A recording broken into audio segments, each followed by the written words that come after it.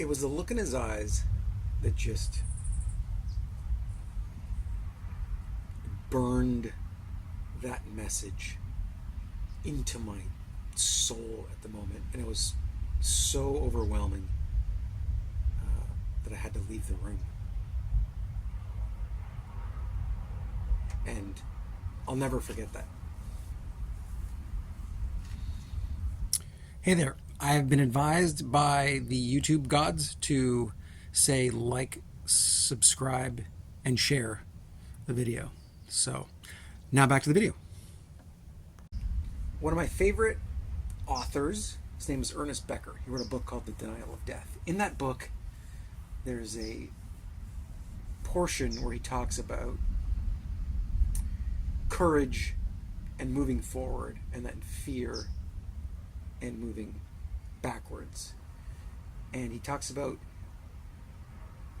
unless you are moving forward, in the sense that unless you are moving and challenging yourself and moving towards your fears, then if you're not doing that, you're actually moving backwards. So he kind of phrases it, I would summarize it as courage or insanity. And the more that you move in a courageous way in your life, challenge yourself, attempt to grow. And if you're not doing that, you're actually moving backwards towards insanity or misery or neurosis or stress or anxiety or depression, or all of these really nasty, terrible places to be, mental states to be. And then that starts to affect your physical state, and then affects your whole life. So what I took from that is that challenge and growth and courage are actually necessary to stay sane. My dad got cancer when I think I was about 32 years old. You know, he drank a lot. He had an unhealthy diet, smoked cigarettes constantly. So the cancer wasn't a surprise to me because of his lifestyle. And it was almost like he had given up on life. And I don't really blame him in a lot of ways, because he grew up in an orphanage. He lived in an orphanage from birth until 5 years old, so he never really had a mother. And I know that that's absolutely the most devastating thing that can happen to a child, is to not have a mother and not have that family love between birth and 7 years old. I know that from psychology. And so, yeah, I don't really blame him for a lot of the things in life, that in our family situation, or lack of family situation. And so when he was dying, he was in the hospital, and they had actually cut his tongue out, because it started with tongue cancer, and then it went down into his throat, into his chest. And so we knew he was going to die. He knew he was going to die. So he was in the hospital on his deathbed, and he couldn't speak at all because he had no tongue.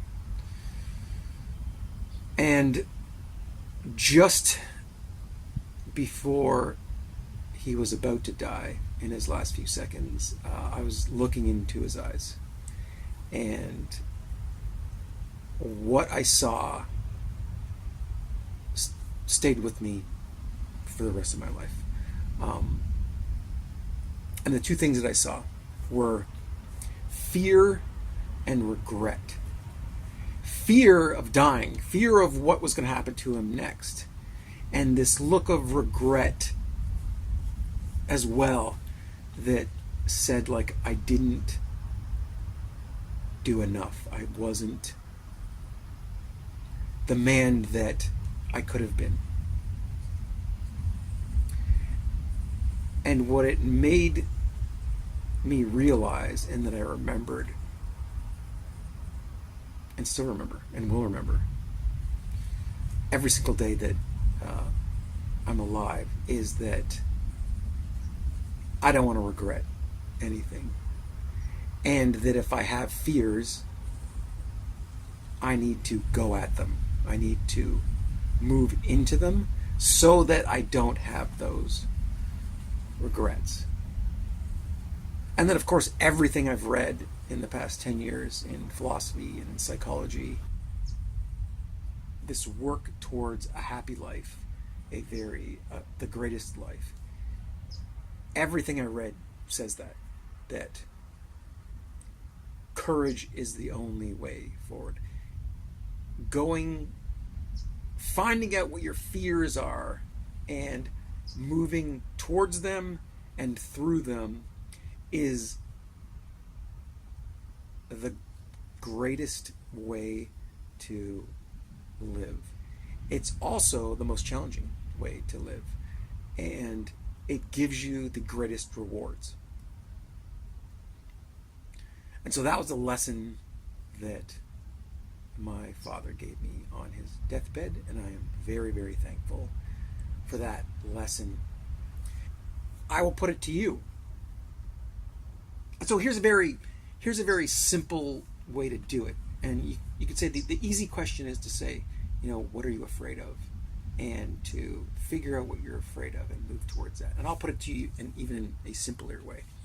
If you break down your life into 5 categories, your financial independence, which is like your career or your business or whatever, your mind health, your mental state, your body health, your physical state, your relationships, intimate, family, and community, and then your purpose or your passion pursuits.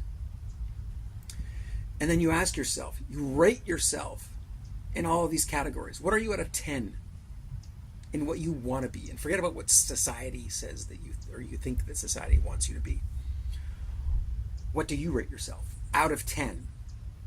And then you take the lowest categories that you've rated yourself, whether it's financial independence or mind or body or relationships or purpose. And then you ask yourself, okay, what am I afraid of in these areas? What is holding me back from getting to a 10 in those categories? And then you're going to start to see where your real fears are, and where, as you get older and as you approach death, because we all approach death, we all die, what are going to be your regrets? Because those are going to be your regrets. And that's how I look at my life. And I constantly do that and rate myself. And I go, okay, where am I low in a ranking? And how do I get higher? And what's holding me back? What are the fears that are holding me back from achieving that 10? And then that's what I need to go at. That's what I need to dive into. So I'm curious. What are those areas for you? What are those fears? What do you need to dive into so that you can move towards a courageous life that gets the rewards and the great happiness that comes along with that? And how do you avoid the misery and insanity that comes with not doing that? Hope that helps. Love to hear your feedback.